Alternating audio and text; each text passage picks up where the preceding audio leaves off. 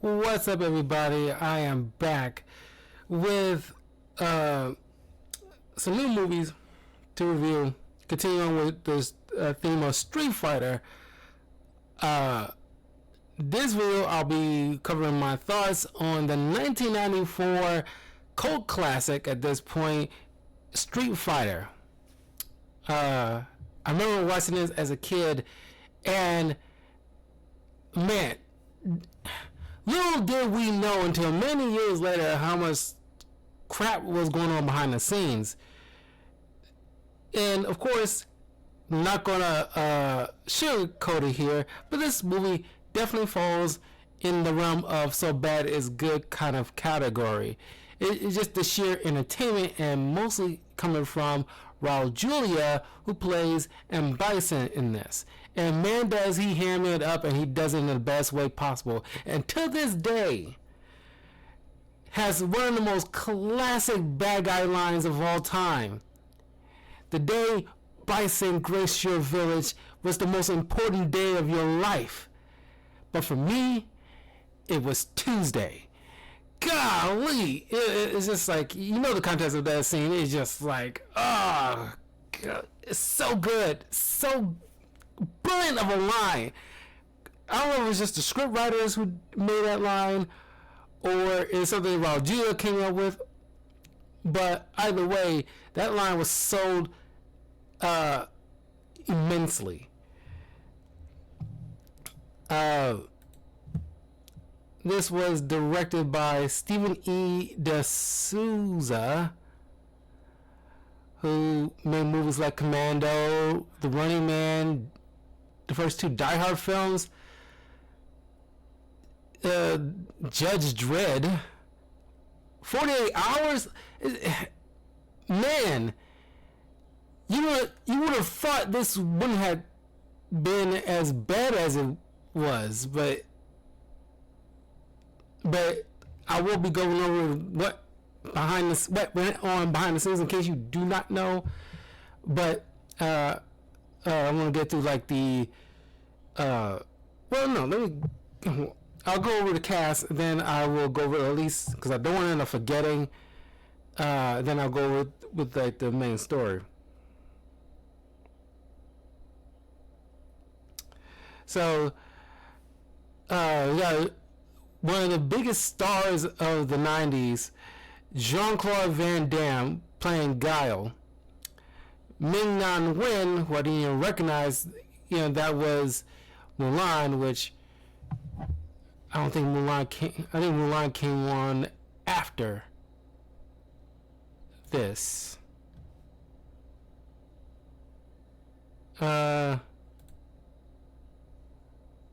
Yeah, Mulan was definitely like 4 years after this. So I just had to double check, because I knew it was after. I didn't know how long after. But I didn't. I'm pretty sure to some people she was already like a big star, but this is still earlier in her career. But she wasn't on my radar until Mulan, because Mulan is one of my favorite all-time Disney animated films. We got Damien Chapa as Ken Masters, Kylie Minogue as Cammy White. We got Byron Mann, who plays Ryuichi Ryu Hoshi. This is one of my biggest gripes. It's like, because they try to ground this, or they put kudos to them gathering some characters like DJ of all people into this, but they misplace a lot of these people or misuse them in certain areas. That's probably one of the biggest gripes for Street Fighter fans who are looking forward to this film. The fact that what are you doing with certain of these characters? It makes no doggone sense. But it's like, why you couldn't just leave the fact that Ryu is just Ryu? He doesn't have a last name. He doesn't have no other names to go by outside of just Ryu. I don't know why the decision behind that. We got Grand L. Bush as Gerald Balrog. Robert Mamon plays Carlos Charlie Blanca, which they couldn't be bothered to, because they combined two different characters into one. They could have just gone with Charlie, who's already his own character, who was a mentor to I was about to say Jean Claude, was a mentor to Guile, and could have Blanca separate. Didn't make any sense to combine the two. We got Greg Rainwater, who plays Sergeant T-Hawk. Another good pull. Then we got the, late Peter Tusopow, my butcher that, but he played E Honda, and it was, I think he passed away earlier this year. So R.I.P. to him. The late Raul Julia played M. Bison. Andrew Bryonowski plays Zangief. And I do low-key like his performance in here too, because they often play Zangief like he's some kind of just a muscle-bound idiot, but it's not that dumb.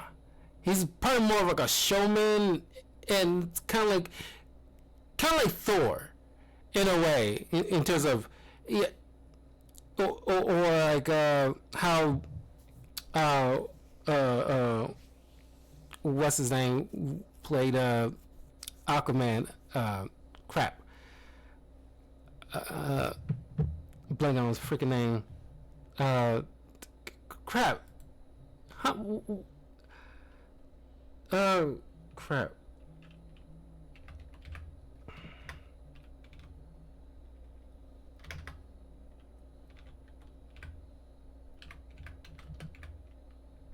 Jason Momoa. Whew.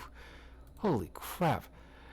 He kind of like played it like that, where it's just like a bit of like a blunt instrument. But he's not, like, Zangief is not like an idiot. It's like an average, like fairly average intelligence. But every once in a while, it's just like so easy just to lean in on the fact that, oh, he's just like a muscle-bound idiot. But I do like how Andrew portrayed him here, at least in terms of not just with not with the whole intelligence factor, but the fact that, just the cadence and the way he carried himself, and a bit of redemption at the end with him too. We got Miguel Nunez Jr. plays DJ with a fake Jamaican accent. I'm not sure how many Jamaican people out there who've seen this and critique Nunez's performance with a Jamaican accent, but I'm pretty sure they had some, I don't want to go so far as harsh critiques, but critiques nonetheless. And again, he's supposed to be a bit of comic relief, but he's supposed to be like the tech guy for Bison, and it's like, and that's what I'm saying, they mismanage the characters, because DJ is, also a showman, but he also is like a musical artist. He typically runs clubs and stuff like that. Literally, his job is like his namesake. We got Jay Tavia as Vega. Not much to say about him, considering that he doesn't really talk much or offer much in this movie. Wes Studi as Victor Sagat. Once again, don't need like these extra names, just call them by their names. Roshan Seth as Dr. Dawson. Once again, don't know why you need to be some kind of doctor, but I guess they feel like they need to figure out a put in certain characters that they want in this film and need an excuse. So let's have DJ and Zangief work for the bad guy, and have Dawson be some type of scientist just to get him involved in this. Because it's obviously, focused on one central location.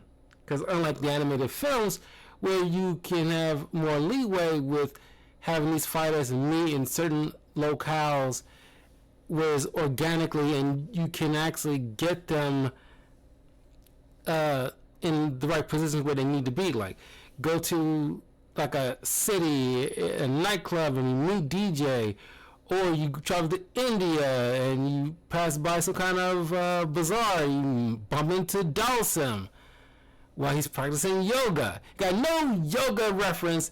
No, matter of fact, now I'm thinking about it, Dalsim doesn't even fight in this, which is weird, because you named off the character that actually does participate in the street fighting in the video games.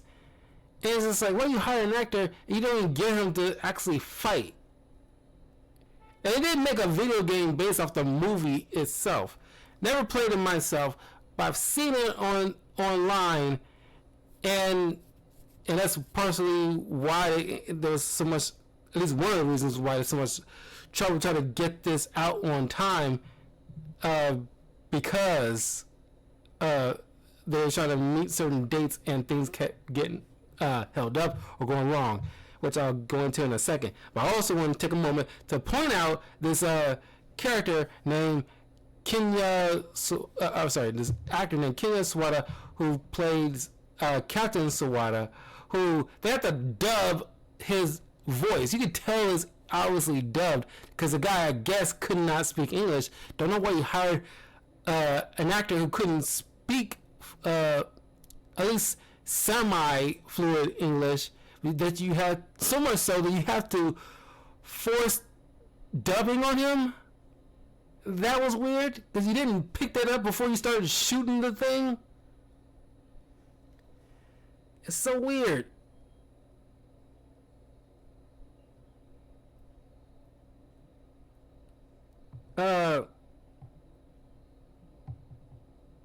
Okay.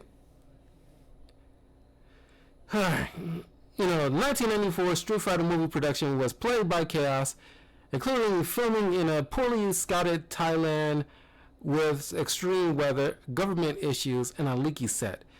Key cast members faced severe health problems, with Raul Julia secretly battling stomach cancer, which this will be his last filming. He passed away before the release of this film. So this was his last performance, but a great performance, despite the issues with the film. While Jean-Claude Van Damme struggled with drug abuse and absences that disrupted the schedule, that was a major issue, because when that lead actor is giving him so much, trouble. It was, I guess, at least for a bit of time, it was kind of like Robert Downey Jr. Was in like the early 2000s when his issues with drug substances, before he got himself cleaned up. The martial arts choreography was inconsistent. Some scenes were cut out, and the studio pressured the production to meet a release date to coincide with toy sales, adding to the film's turbulent behind-the-scenes story. Toy sales and the video games they were trying to put together based off this particular film. That is never a good sign when they try to meet and tie in with whatever product they was trying to sell. Don't know why they didn't scout properly. That was weird. Oh yeah, and the martial arts choreography. Yeah, at the tail end when they actually trying to show these characters utilizing their signature fighting moves based off the video game, it was cut awkwardly. Like some weird flash pop in when Reed does a Hadouken. It doesn't even, you can't even effectively hear him actually yell the word Hadouken. And then the weird cut when he tried to do the hurricane kick, and when Ken tried to do the Shoryuken, and it looked so awkward. There wasn't even like a uplift when they typically do it. Whenever anybody who you can ask anybody who knows about Street Fighter, ask them, hey, can you show off what a Shoryuken looks like? Everybody will try to uplift themselves into the air as high as freaking possible while trying to do an uppercut. This dude just tried to do a basic uppercut and call it that. That part really got me. I completely forgot all about this. It's been many years since I've seen this film. Filming in Thailand, disorganized and dangerous conditions. The Thailand shoot faced a disorganized setup, leading to delays, cutscenes, and a chaotic environment. Political and environmental issues. The production dealt with road closures due to suspected military coups and a leaky, noisy tin roof building that hindered dialogue recording. Health and safety concerns. The extreme heat and humidity caused weight loss and illness among the cast and crew, while a member experienced waterborne skin irritation. Logistical nightmares. The crew had to use speedboats to navigate canals due to road closures and experience power outages. Like I said, Roger was suffering from stomach cancer.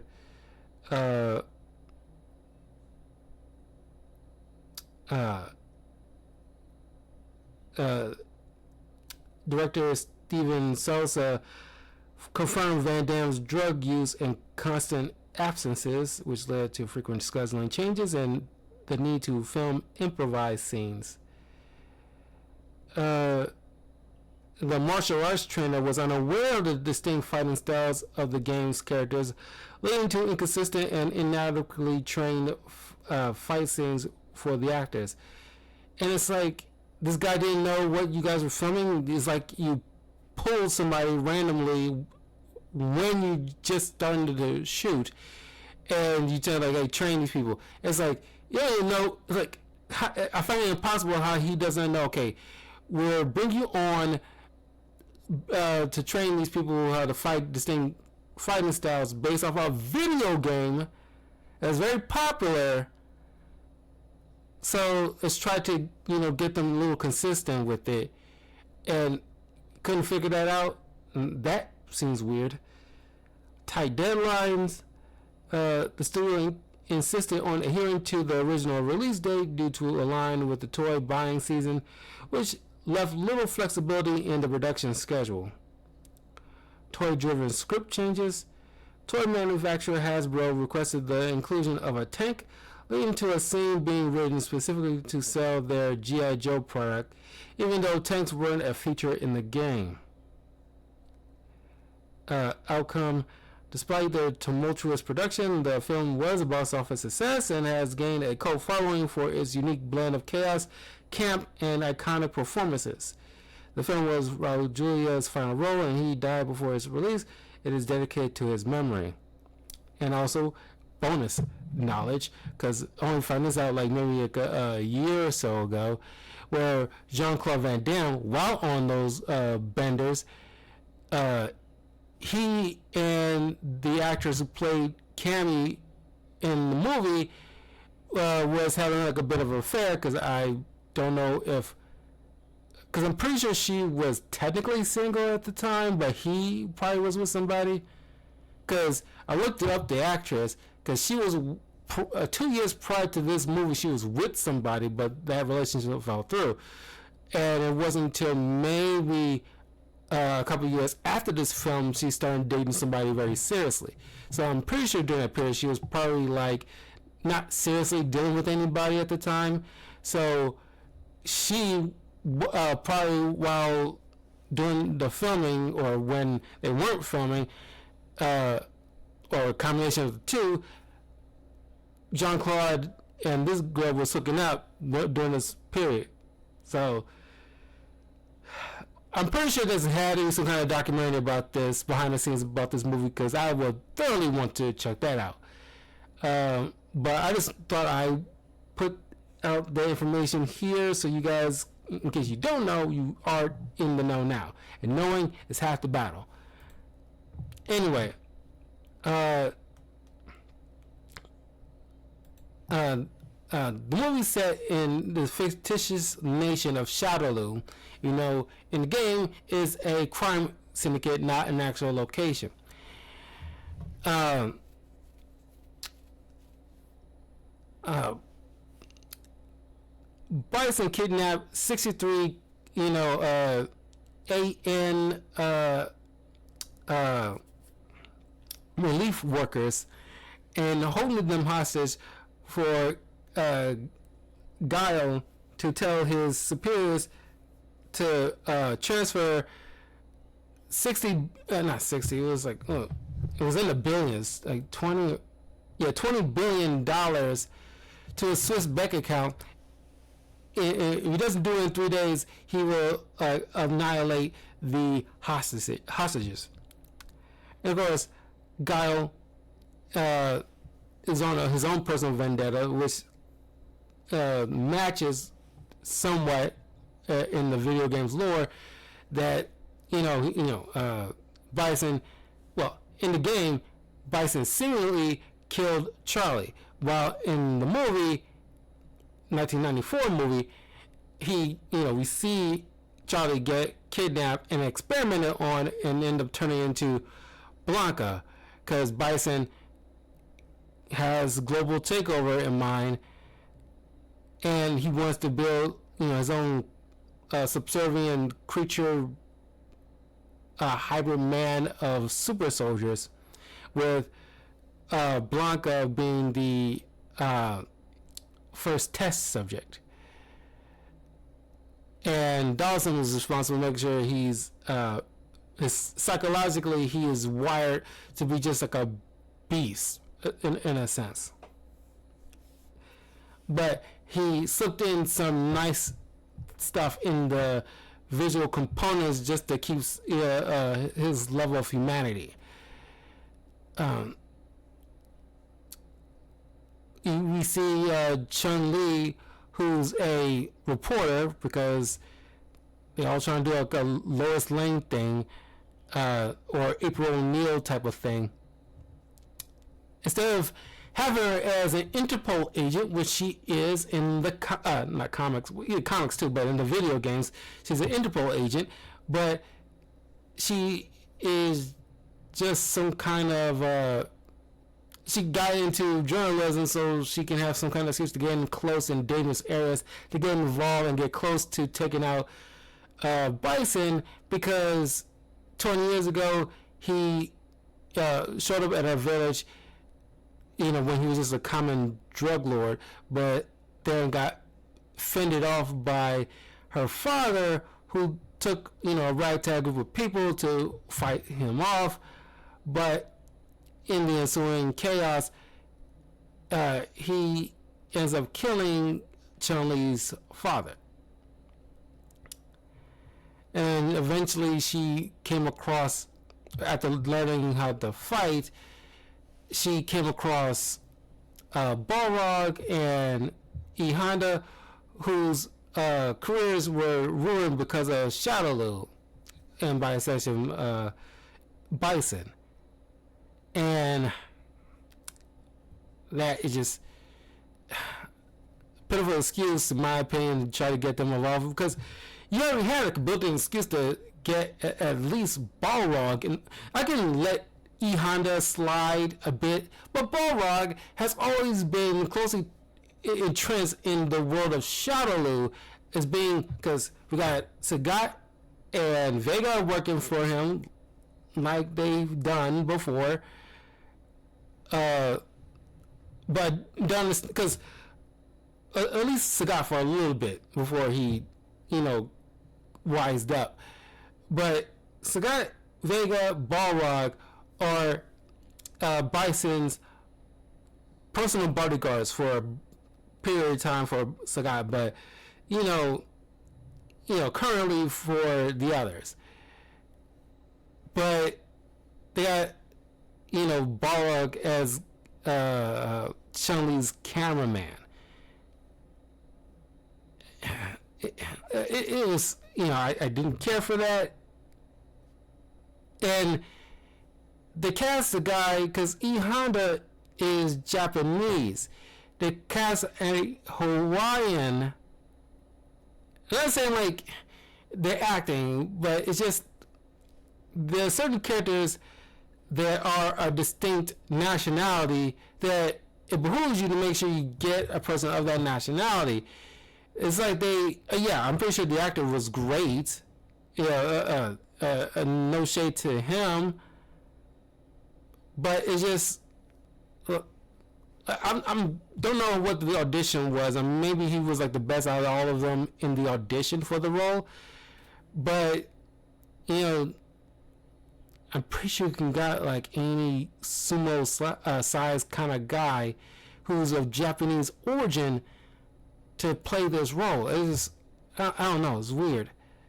And they treat it like the goofball sidekicks in a lot of animated cartoons kind of situation, like Mushu and that cricket in Mulan. It's like that, like goofball animal sidekicks. And you can, Miguel Nunez, and you don't have him. He does funny stuff, at least at the end when things are wrapping up.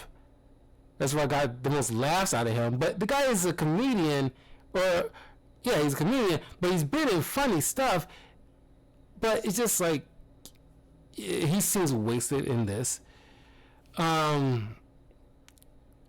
But I love his expression when, when things are coming down and Bison is like, we will like, go down to fighting is like DJ, and he's just looking like, it's like okay, buddy. And he just slowly just creeps out while his back is turned. It's just so freaking funny. Oh, and then another thing, they don't embrace the I want to say supernatural, but just for lack of a better word, they don't embrace the weirdness of the world of Street Fighter, because they give Bison augmented tech to simulate his powers. But instead of just, it was early 90s, not a lot of things was embracing the world of certain video games or comic books at the time. Because, looking back, understandably, they wouldn't the adults at that time really wouldn't buy it or think it's kind of dumb. But nowadays, because they're making a new Street Fighter film that's coming out next year, they can afford to, because it took a mighty long time, many years, probably not until like when Sonic the Hedgehog, or even with like the Marvel movies around 2008, and then Detective Pikachu, when certain people who grew up with this kind of stuff, or even with like the rebooted Mortal Kombat film, which the sequel coming out next year, when people my age who grew up with this stuff, or even Gen X, are in the writers' rooms or behind the scenes of all this stuff, they can call the shots, and they are more inclined than their predecessors to like, no, we having this stuff in here because there needs to be psycho power to showcase with Bison. There needs to be anime accurate looking Pokemon in this Detective Pikachu film. There needs to be like a comic accurate, Spider-Man costume in our Spider-Man film. It's just like you can't deviate too much off of it, because it means you're ashamed. Because kind of like with like their early X-Men films, it's like they couldn't go with the yellow spandex or colorful costumes at that time because they didn't think, they wasn't too confident of the audience accepting it. So let's go with black tactical leather. He was inundated with all that stuff in the early 2000s. It was annoying. But yeah, I get off on a tangent here, but it was just like, wow, there was certain decisions that was couldn't be helped because of the time, but wow.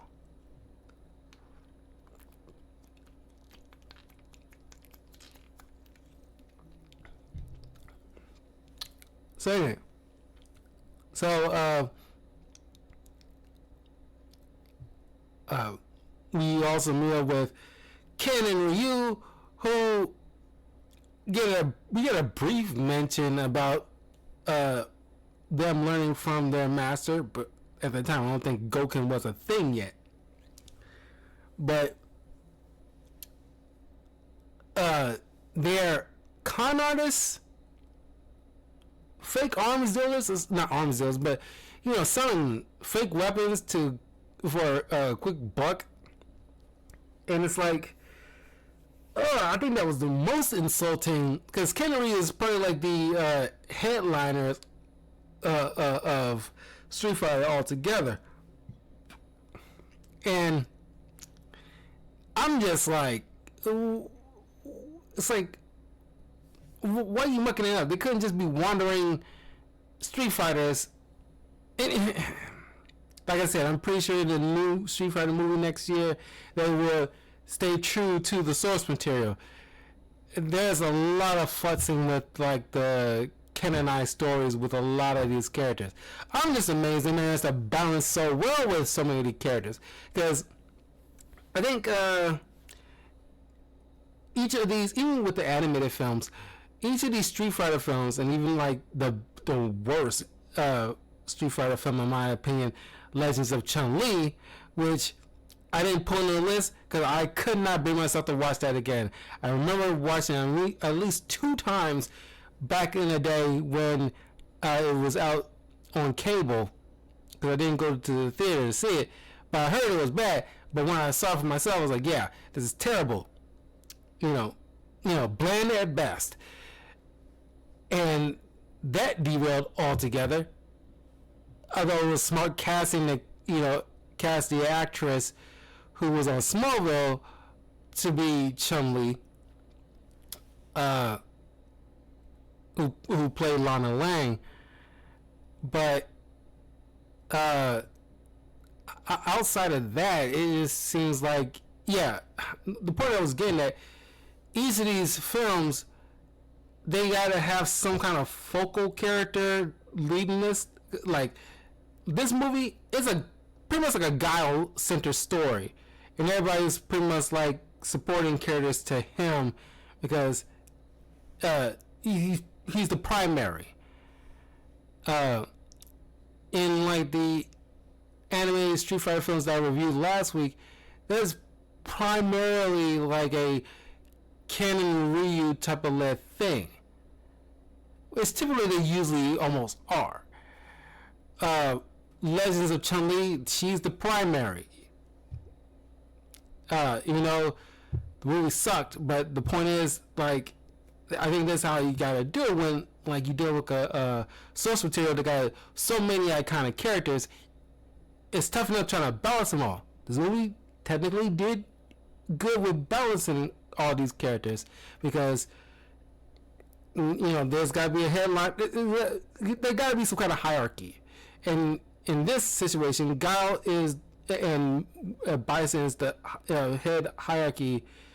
We get the next tier with Chun-Li, Ken, Ryu, and of course they got like Balrog and E Honda, but that's like, I don't even want to put them in that category, even though they're closely tied with Chun-Li. I would have put them in the next tier below, because along with somebody like Zangief and DJ, then everybody else is below that. I think in terms of ensemble cast, I think that's probably like the best way to handle it. Anyway, while Ken and Ryu get into a scuffle with Zagat and Vega, Guile bursts in with his military, because everybody's breaking curfew and there's illegal fighting. Everybody gets arrested, but he quickly realized, after witnessing Ken and Ryu's fighting skills, that he's going to use them, in a deal to, get them released. is infiltrate, or get inside Sagat's good graces, because he's the only one that knows exactly where Bison is. They can get inside and they can track him and follow.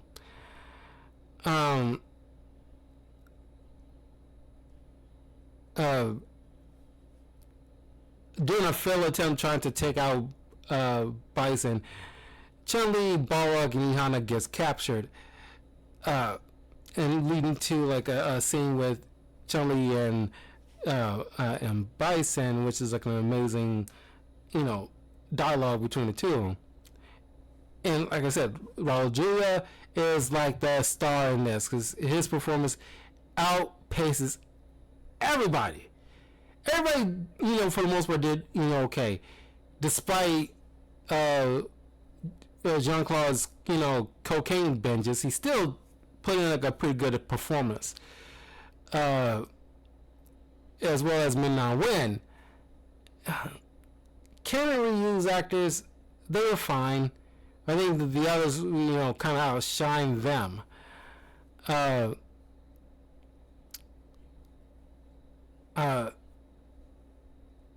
But as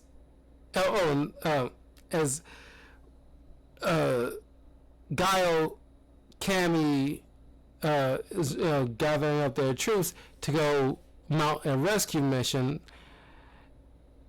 out of nowhere, for no apparent reason. Well, I don't say no apparent reason. The world's government sends this liaison to like tell Guile they're going to cater to the whims of this dictator by saying like, yeah, we'll send them the money in order to get those hostages released.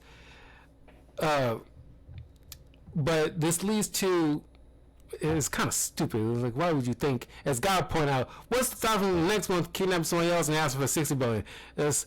It's like, that's why you got the whole thing with every leader from every nation is like the no negotiating with terrorists. Is one of the reasons why, because it's not stopping them from keeping asking next time around, or demanding, I should say. But this leads to an awesome, I think, underrated speech, and it was delivered pretty well by Jean-Claude about like, they tell us we can go home, but I'm not ready to go home. You can look it up. That speech, in my opinion, was a pretty good speech. Not at the heights of Captain America level speeches, or even the Independence Day speech, but I'd say it's a fairly average, slightly above average type of speech in movie history. I think it's pretty doggone good. So they head off to the secret base of Bison, while Ken rescues Ihana and Balrog, trying to rescue Chun-Li. They get captured again, and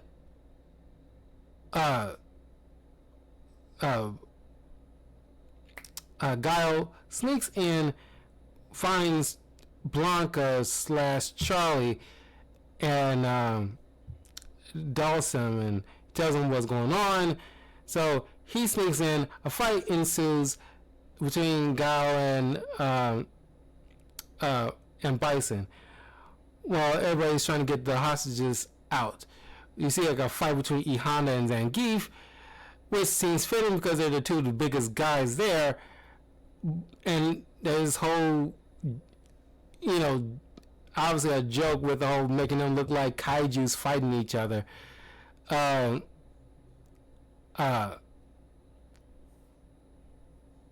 then there's needless bickering between Ken and Ryu, where Ryu wants to step up and help, while Ken wants to cut and run and get rich and blah blah blah. He then goes back to help his friend as he's getting dogpiled by Vega and Zagat.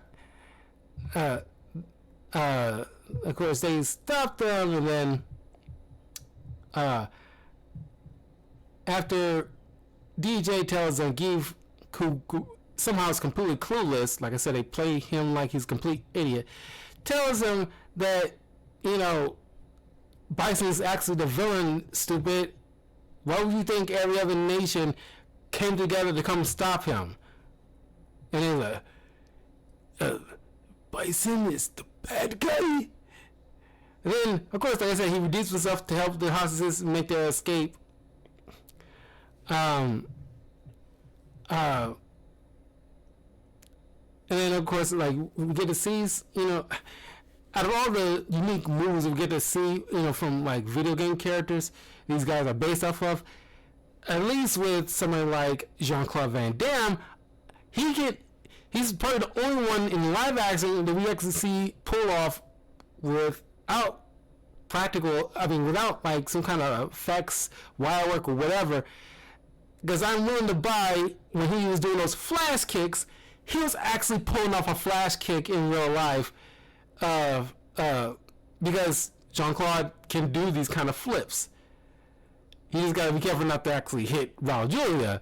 But you see him, like in a video game, pushing him towards, like, the wall, so you got, like, just like in a video game, when you get your character, the opponent against the wall, you can pull off certain combo moves. You guys get to see that actually put into, full display live action. That's, like, kudos to that.